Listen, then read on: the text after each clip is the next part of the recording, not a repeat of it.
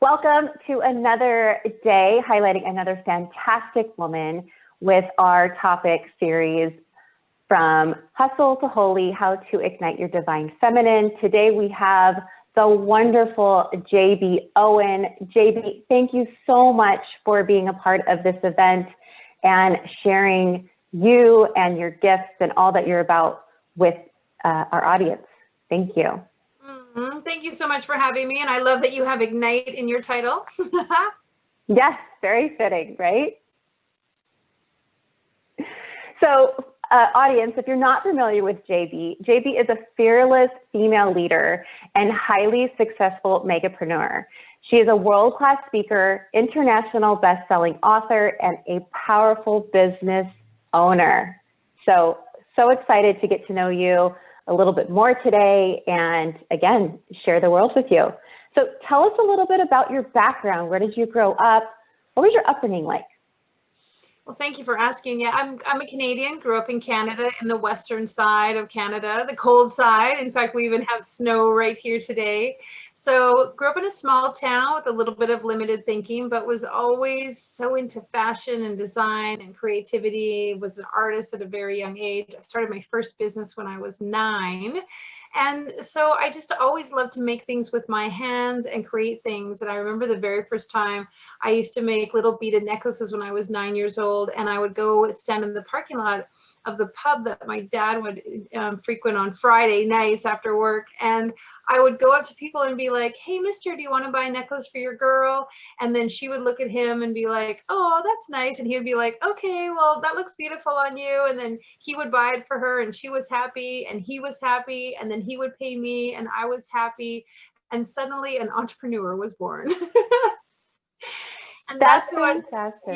that's how kind of my entrepreneurial bug really got bit into me at that very young age. So did you watch that? I mean, or is that something that you just found that just was natural for you? Or did you witness somebody?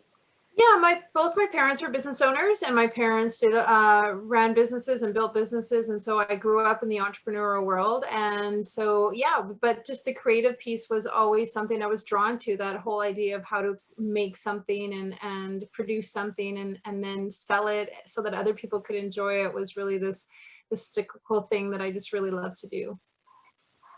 That's so fun. That's so fun. So we're talking about igniting the divine feminine. Now we know no matter what gender somebody relates with, we have both the masculine and feminine energies within us. It's just a matter of, making sure that they're in alignment and they're in harmony and community together, because that's when the magic happens. If we're too much on one or the other, then things are out of alignment.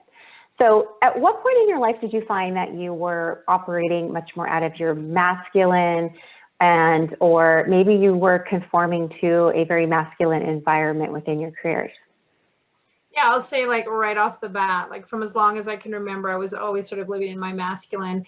But I had a mom who was very much, and to this day lives very much in her masculine energy. So that was just normal mirroring and modeling for me, and spent almost 4 decades just living in my masculine, being on the masculine side, business owner, really wanting to be like one of the guys and just using that aggressive masculine energy. And it wasn't probably until I was about 45 that I just really had that life-changing, what I call ignite moment, where something really profound happened to me. And I really stepped into the feminine, but it was really odd space for me and I wasn't very comfortable with it. And I had to almost learn how to be in my feminine. I went to France and studied with a love coach, and I remember staying with her for 15 days, and she was talking about the feminine energy and just using the goddess energy and just the love and all of this. And I remember just like staring at her like it was so foreign to me. Like I had to literally be taught to awaken my feminine energy. So that was the turning point, or was there something before that took you to France to visit this love coach for? Well, I would say just before that, yes. I mean, I had gone through burnout like a lot of people. I was working, 90 hours a week. I had 2 kids. I was traveling to China 5 times a year. I had a really successful business. I'd grown my business from, my basement to my first million in 4 years. And I was quintessentially doing it all and living that great life. And everyone was patting me on the head because I was making a lot of money. But inside, I was truly dying. I was alone. I was disconnected. I was unhealthy. I was overweight. I was just, running on a hamster wheel. And I had, some, obviously the big crash and burn that many of us have through business, through relationships. I ended up getting divorced, taking my kids, closing my company, and just really going in search of me and healing and recovering. I had a very debilitating back injury that was perpetuated by stress and anxiety. And I just realized with two small kids, 3 and 5, I really had to change my life. And what had to change was not one thing, but absolutely everything. And I remember just feeling like flicking a switch. Like one day I woke up and I said, this is the day and that's it. And from that moment on, everything about my life was different.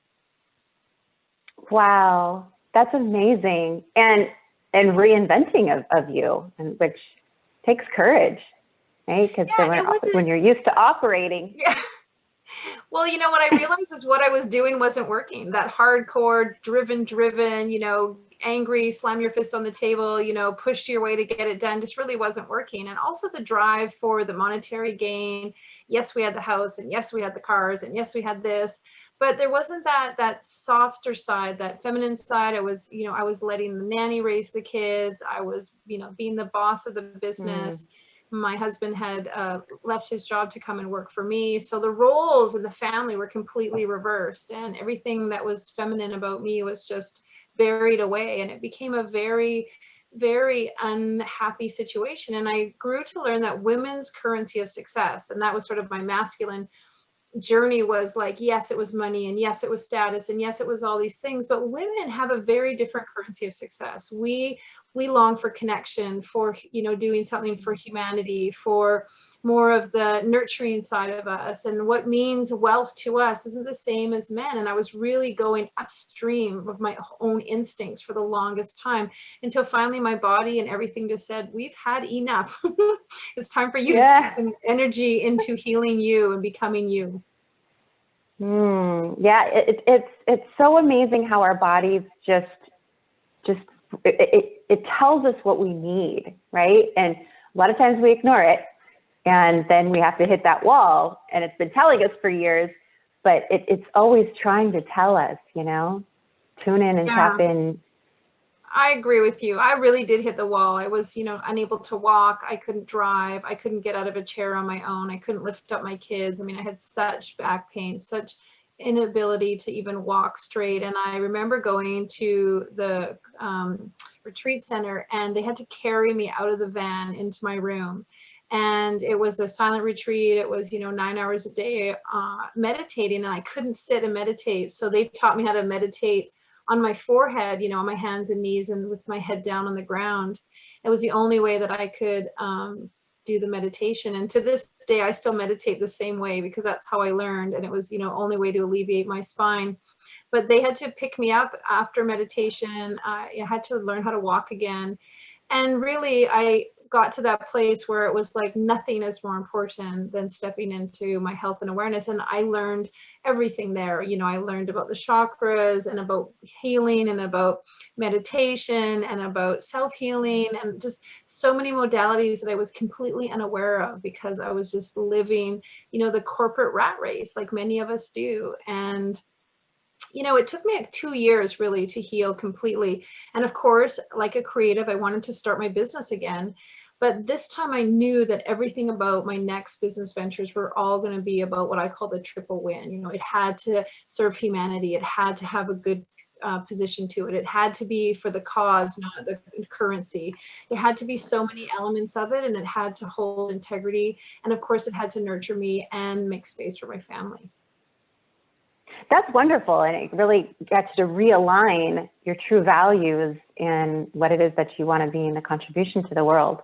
So, we do know that operating a business, it does take some masculine components, right? You're operating at a structure, and there's just a lot of masculine components. And so now, knowing what you know now, how do you keep your feminine nurtured, and how do you make sure that your feminine stays ignited and keeping that harmony and balance? Well, you said it in my bio at the beginning, like I really focus on the fun and the fabulous and just really putting the feminine into it. And I think for the longest time, I was living up to a persona of what a businesswoman looks like, you know, dressed a certain way, act a certain way, walked a certain way, talked a certain way, aspired for certain things. And it wasn't until I really stepped into what is JB? What is JB like? What does JB like to do? And I like to wear pink, and I like to have fun, and I like to laugh a lot, and I like to be silly, and I like to use a lot of adjectives in my copy, and I like to use a lot of bright colors in my website, and I like to have a lot of fun at my workshops. And so when I really stepped into who I was, knowing that some people are going to like it and some people are not, some people are going to resonate, some people are not, but being me, whatever that looked like, blonde hair, big earrings, big lipstick, whatever that was, it was me. And that feminine side of me, not trying to be like one of the guys in the corporate boardroom, allowed me to have a much richer experience of my business and a much richer connection to my customers, because I really just was me. I didn't have to, it wasn't an effort to be me every day. It wasn't hard to show up at work and have to put on a persona. I just showed up every day and got to be myself. And it was way more fun and way more feminine and way more frivolous and way more fierce in a lot of ways. Really stepping into my femininity gave me such a sense of fierceness, courage and determination and perseverance that really has allowed me to be unstoppable, because I let go of trying to be something I wasn't. Yeah, you're living your true authentic self. Yeah, and I think that's what we should all be doing in business and you know, in our relationships, and of course in our parenting. So I'm a real advocate for being exactly who you are, weird, wacky, wonderful, unique. Just be that, and that's what the world is going to love. Absolutely. Now, you do a lot of things to support women. But if you could share with the audience, with specifically with your business and all your different components of your business, because you've got a lot of different things that you bring to women. Please share with us what do you do to support women and making sure that they're staying ignited?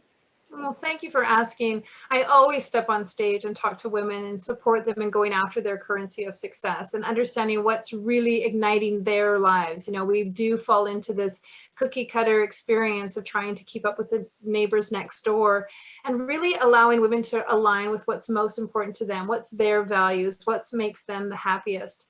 Additionally, I have an incredible company that makes washable feminine hygiene products, the most fashionable, reliable, wonderful feminine hygiene products on the planet. And I really stepped into that business to empower women, because disposable products are so difficult on our excuse me, on our health.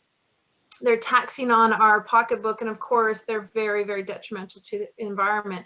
So wanted to make that part of women, which is so much a woman, her menstruation, an enjoyable process, something we loved and had fun with, and even made it more of an, you know, an experience instead of something we dreaded. And as my two daughters stepped into getting their periods, I really realized that I obviously want them to use products that are going to be good for their health for the rest of their lives. And thirdly, as a publisher, I really allow women to tell their story. I mean, I have such a passion for when you tell your story, you transform your life. And like many women, I went through bankruptcy. I was in an abusive relationship. I was robbed. I was assaulted. I've had things happen to me that many other women can relate to. And it wasn't that long ago where I could say I was really at my darkest depths, and I had to crawl over broken glass to get to be who it is I want to be. And for a long time, I hid that story, and I wasn't public about it, and I didn't want anyone to know. And it was like, you know, an albatross on my back, because I was afraid to really share with women what had happened to me. And when I told my story and wrote my story, so many women reached out and could relate. And it was this inspiring inspiration to them to live their lives differently. And that really was the spark for Ignite Publishing, which we now have 12 international bestsellers across the planet, 13 countries, over 100 categories. And each and every one of those books are filled with stories from other people who have shared that Ignite moment, that transformational time in their life where they really had something difficult happen to them, but it was almost the best thing that ever happened to them, was that silver lining. And by telling that story, they absolutely transform their lives, because they assign a new meaning to what was once difficult. They're able to like see it from a different viewpoint, get the 360-degree view of it, and really share it with others and study it and get it to a point where they now see it differently. And then they gift it to the world. And there's such a huge transformational experience in that. In fact, I sometimes don't even call us a publishing house. We're like a transformational haven, because when you can tell your story and you can assign new meaning to it and you can see it from a new perspective, and then you can give it away to others to learn from, there is an incredible healing and powerful energy behind that. There absolutely is. And thank you for being, open and sharing a little bit about, what you experienced in your background, because, it doesn't feel good when we're going through it all and we're wondering, why is this happening?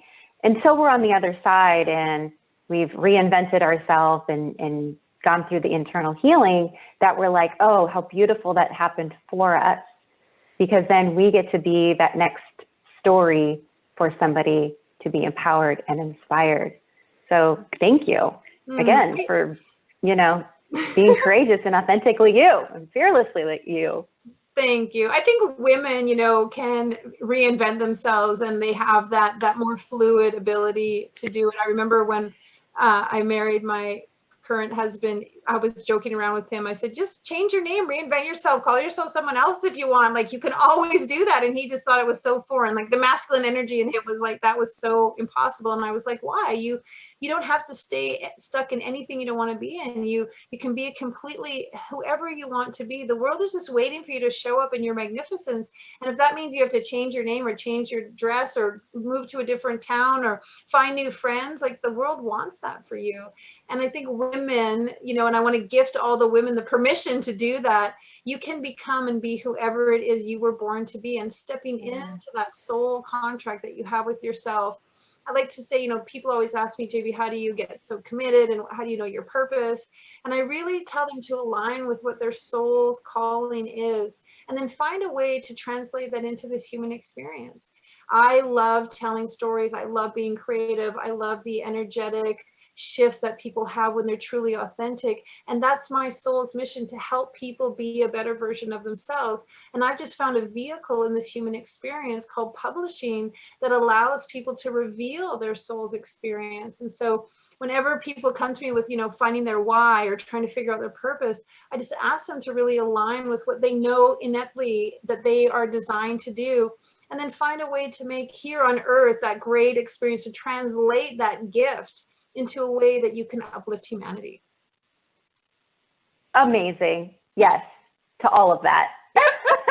Little segue there. And you have a beautiful offer. You have a free gift for our viewers. And if you could share a little bit about that. Yes, I was so fortunate to connect with 35 other amazing women, and we wrote a book called Ignite the Goddess, the Modern Goddess. It was originally called The Goddess Within, and as the book evolved, it turned into The Modern Goddess. And what we all knew and noticed was these incredible goddess virtues that many, every single one of the authors related to, but how important it was that the goddess virtues of Athena and of all of the past and the things that people are identifying in the past were really virtues we needed here in the present. The modern goddess needs all those virtues to exist in this plane of existence. And so we wrote these incredible stories of stepping into our goddess energy, our feminine energy, welcoming our feminine energy, being proud of our feminine energy. And the stories run the gamut from, sexual abuse to ending a relationship, to finding self, to stepping on stage. Really unique stories of women really embracing their unique goddess energy. And I'm happy to offer you and every one of your viewers a free digital download of that book, because it's so empowering and inspiring, because we have all women in it. We even have one beautiful woman in it who calls it her God X energy, because she doesn't relate to the goddess energy. She relates to the non-gender specific energy that comes in. So she called it her God X energy.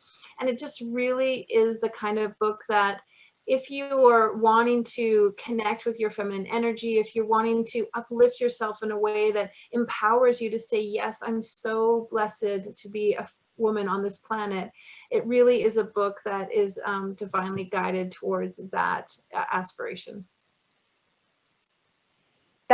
Thank you. That's a generous gift.